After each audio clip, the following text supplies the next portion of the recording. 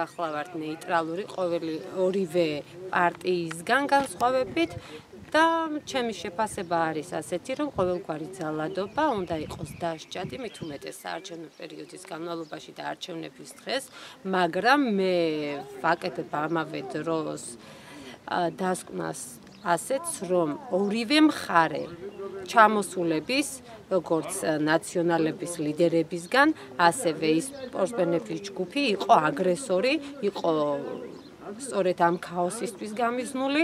მე აქვე მინდა დავძინო, რომ ადგილობრივ ორგანიზაციას ქართული ოცნების არავითარი აგრესია არ გამოუჩენია, პირიქით გაშვილებას ცდილობდნენ და დაშოშმინებას. ჩემი განწყობაც მელიას გამოჩენდნენ ისას არასასიამოვნო იყო, რადგან მთელი 9 წელი ეს ადამიანი დარბევასთან, ქაოსთან, იგივე ძალადობასთან ასოცირდება, მაგრამ ჩვენ ძალადობას არ უნდა ვუპასუხოთ. მას როგორც პოლიტიკურ სუბიექტს აქვს უფლება, ნებისმიერ პოლიტიკურ ლიდერს ჰქონდა იმ დღეს ჩამოსვლის უფლება.